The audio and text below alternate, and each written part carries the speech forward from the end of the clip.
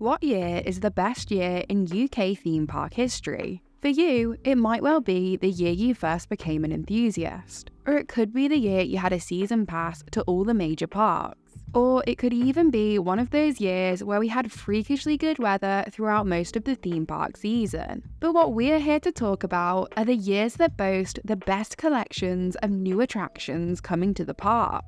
Now, many years might stand out in your mind for the opening of one specific roller coaster. For example, there's 2012 and the Swarm, or 2013 and the Smiler. As great as these years were for the simple fact that they brought us these major new additions, they don't quite make the cut.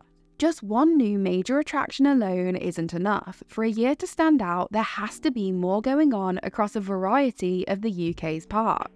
So, here are the 5 years that we consider to be the best in UK theme park history. Before we dive in, we'd love to know your answer to this question in the comments below. Also, while you're there, please give this video a like and subscribe to our channel. It really helps. Thank you. 1994. Starting off strong, we have arguably the best entry in this entire list coming up first. Frequently referred to as the year of the roller coaster, 1994 saw 3 major additions to the UK. The first half of the 90s was still early days for UK theme parks, and they were eager to establish themselves. Many theme parks had grown organically from pre-existing tourist attractions, such as historic sites and zoos. Then there were the historic seaside amusement parks, which now needed to compete with these recently arisen theme parks. Therefore, major expansion was the route taken by 3 of our parks: Alton Towers, Drayton Manor, and Blackpool Pleasure Beach. Alton Towers already had a good number of roller coasters in the park at this time, but they wanted to build something truly special and was set on having a world-class custom steel roller coaster. John Wardley, development director at Alton Towers, had his eye on the aerodynamics pipeline coaster prototype. Wardley designed 2 ideas based off of this coaster concept, titled Secret Weapon 1 and Secret Weapon 2. But after riding the prototype, Wardley decided that this coaster was too boring, so he began to search for something else. In his research, Wardley heard about a new coaster being developed by Bolliger & Mabillard for Six Flags Great America. Wardley contacted B&M, who gave him the specifications of this prototype, allowing Wardley to begin designing Nemesis.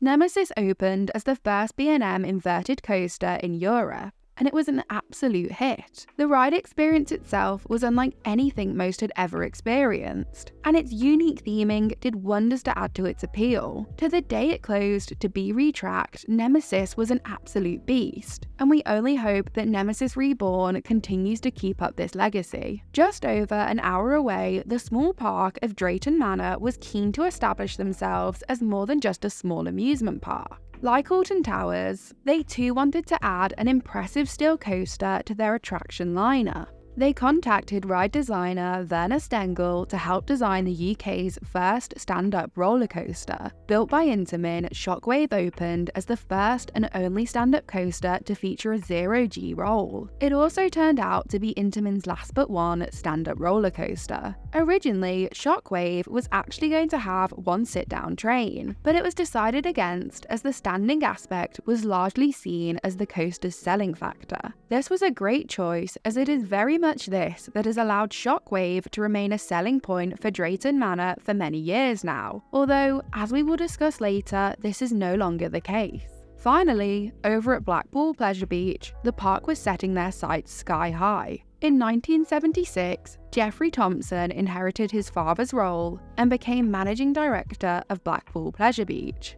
Having already opened up Steeplechase and Avalanche, he was keen to bring the park's success to a new level. In his efforts to do so, Thompson looked to American amusement park Cedar Point for inspiration. In 1989, Cedar Point had worked with Aerodynamics to open up the world's tallest roller coaster, the very first to exceed 200 feet, Magnum XL 200. Geoffrey Thompson flew out to Cedar Point to try out this world's first hypercoaster, and immediately decided that Blackpool Pleasure Beach needed their own. Thompson contacted Aerodynamics and ride designer Ron Toomer, who was tasked with designing a taller version of Magnum XL 200. With a total cost of £12 million, Pepsi Max The Big One opened up as the world's tallest roller coaster. It maintained this record until 1996, when it was surpassed in height by Fujiyama at Fuji-Q Highland in Japan.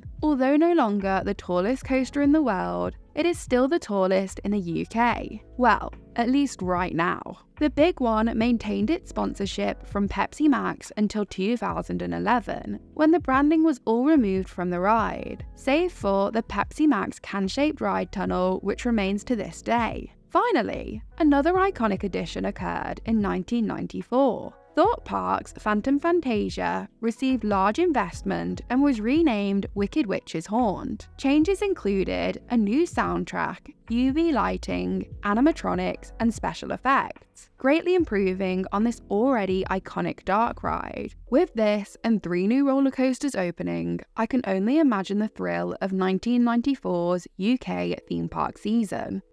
Next up is 2002, which, although less iconic than 1994, still saw some major new additions. This year saw Thorpe Park open Colossus, the world's first roller coaster with 10 inversions. Colossus was built by Intamin and designed by Werner Stengel as an adaptation of Monte Macaia in Brazil. This 8 inversion coaster was redesigned to have an additional 2, giving Thorpe Park its record breaker. An exact replica called the 10 inversion roller coaster opened up at Chimelong Paradise in China in 2006. This shared record was maintained until the Smiler at Alton Towers took the record when it opened in 2013. Alton Towers itself also made a major addition in 2002, opening up Air, the very first flying coaster manufactured by Bolliger & Rabillard. Like Nemesis, this coaster was designed by Alton Towers legend John Wardley. The park spent £4.5 million marketing the coaster and utilised the slogan "Assume the position" within commercials, a reference to the fact that riders would ride in a prone position and experience the feeling of flight. Air, now Galactica, is still the only flying coaster in the UK. Finally, Drayton Manor opened up 2 new additions. First, there was Maelstrom, the second ever gyro swing installation from Intamin. This style of attraction was inspired by the Huss Frisbee ride and was meant to improve upon the sensation created by a typical pirate ship attraction. At the opening ceremony, reality TV pop band Hearsay performed. This band actually split up just a few weeks later, which brings up a rather fun story. Back in the 2000s, people started to refer to this as the Drayton Manor Curse, due to the fact that a number of groups who performed at the park's attraction opening ceremonies split up soon after. Examples include Steps, who opened up Stormforce 10 in 1999 and split up in 2001, Bewitched, who opened up Apocalypse in 2000 and split up in 2002, and G4, who opened up G-Force in 2005 and split up in 2007. In 2002, Drayton Manor also opened up the flawless side of Apocalypse. Apocalypse, an Intamin drop tower, had opened back in 2000 with 4 towers, 2 sit down and 2 stand up. For the 2002 season, they partially rebuilt the ride to accommodate a 5th tower, featuring the world's first stand-up flawless element on a drop tower, 2005. This year is certainly one of the weaker contenders on this list, but still saw the arrival of 4 major additions to the UK's attraction collection. As just referenced, 2005 saw Drayton Manor open up G-Force. Save for its role in the Drayton Manor Curse, this coaster was also iconic for being the only X-Car coaster in the UK. X-Car coasters were manufactured by Maurer and featured an inverted lift hill. At the top of the lift, riders are suspended upside down and the train is released to traverse 2 more inversions. Unfortunately, the coaster closed in October 2018 after extensive downtime due to the maintenance cost for the coaster being too expensive. As of January 2020, the ride had been removed and was in storage at the rear of the park. It is now in storage somewhere in the Netherlands, and we can only hope that it one day opens up elsewhere. 2005 saw Alton Towers welcome the Queen of Speed, Rita. This Intamin steel-launched coaster was designed by Werner Stengel, already mentioned for his role in designing Shockwave and Colossus. This coaster features an acceleration from 0 to 61.1 miles per hour in 2.5 seconds. Upon opening, the coaster was loosely themed to a drag racing concept. However, this changed to be themed to an abandoned drag racer when the land changed from Ugland to the Dark Forest in 2010. Interestingly, the ride was temporarily renamed Camilla, Queen of Speed on the 9th of April 2005 to celebrate the marriage of Prince Charles to Camilla Parker Bowles. This simply involved banner signage to notify guests of this little name change. Over at Thorpe Park, 2 flat rides were added to the park. Slammer, an S&S Sky Swatter, and Rush, an S&S Scream and Swing. Slammer was one of only 2 Sky Swatter attractions ever built. These attractions spun guests on 2 large arms which orbited either up or down around the centre. Unfortunately, these attractions were plagued with issues and would regularly get stuck with the arm locked at the top of the tower. Thus, in 2017, the ride was permanently closed, and today neither Sky Swatters are operational. Rush, on the other hand, proved itself to be far more successful and is still operational today, 2018. Although this year only saw 2 new coasters come to the UK, both were such major additions that it would be impossible not to feature 2018 upon this list. First to open was Wicker Man. With a slightly delayed opening day thanks to heavy snow, Wicker Man welcomed riders on the 20th of March 2018. This GCI wooden coaster is by far one of the most highly themed roller coasters we have ever received here in the UK. Retired attraction developer John Wardley was actually brought in at a late stage to consult on the ride. He stated that he was very impressed with the basic layout, the choice of manufacturer, and the theming concept, but criticised the ride's profile, in particular calling the first drop atrocious. The first 2 drops were subsequently redesigned based on ideas he submitted, but the project was too far into development to alter other areas he described as lacking major thrill. Thanks to this, many enthusiasts credit John Wardley with saving this coaster from being an absolute disaster. Although all his changes couldn't be made, what we got is a pretty good coaster fit with a large Wicker Man effigy, making for one of the most impressive looking coasters we've ever seen. In May 2018, Blackpool Pleasure Beach opened up their brand new coaster, Icon. This MAC multi-launched coaster cost a total of £16.25 million and is the first multi-launch roller coaster in the United Kingdom. Icon is a favourite of many UK enthusiasts, offering an experience pretty different from anything else we have to offer. In 2022, a spinning cart was added to the back of one of the trains, with the tagline Enzo. But thanks to its additional cost, this new feature hasn't been quite so popular. 2018 also saw Chessington World of Adventures re-theme their log ride, Dragon River, to Tiger Rock. This change features some impressive rock work and also brought new tiger enclosures to the park,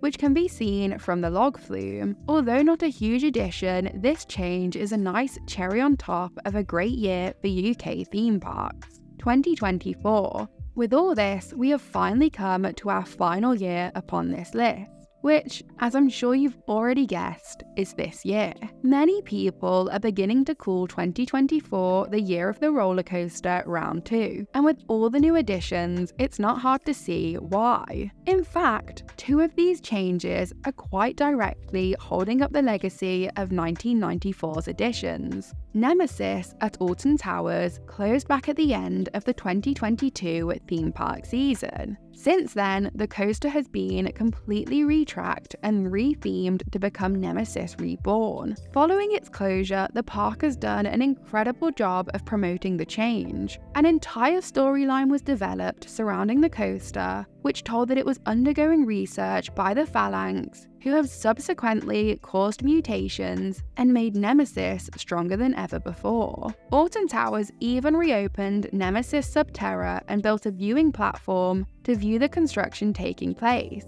bringing the storytelling right into the park. The coaster itself received an awesome-looking new track and has now been preserved just in time for its 30th anniversary. The entire area surrounding the coaster looks absolutely brilliant, and the new addition of the Eye is absolutely spectacular. I think it's pretty safe to say that Nemesis Reborn is one of the coolest things we UK theme park enthusiasts have received since 1994. Continuing with this year's changes to iconic 1994 coasters, Drayton Manor are bringing new carriages to Shockwave. Renamed The Wave, this coaster will now be sit down. Although in some ways this means we are losing the iconic element of the coaster, it isn't all bad. Shockwave had become almost unbearably painful for many riders, so such a change has long felt inevitable. Most stand-up coasters around the world have by now become sit-down due to these issues with the style. The Wave is actually receiving carriages with lap restraints rather than the more common over-the-shoulder style restraints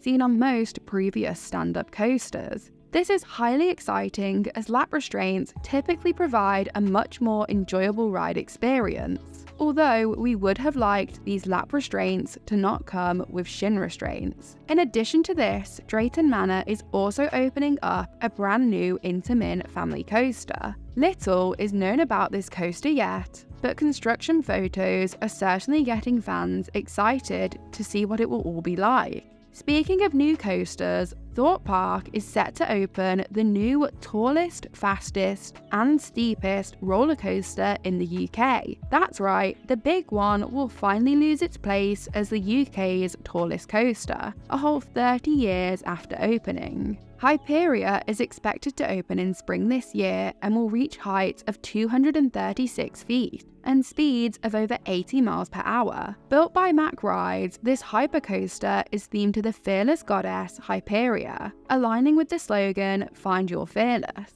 This is such a major addition to the UK coaster lineup, and like everybody else I'm sure, we cannot wait to ride it. Finally, Legoland Windsor is opening Minifigure Speedway, two family dueling coasters, manufactured by Zera. It will have a red track and a blue track called Team All-Stars and Team Legends respectively. These tracks will race both forwards and backwards and are set to open this Easter. With all this in store, 2024 truly looks set to be the first year that can really compete with 1994. We'd love to hear what you are most excited to experience out of all of these new additions, so let us know in the comments below. Thank you so much for watching. Please like, subscribe, check out my social media links in the description, and also take a look at some of my previous videos.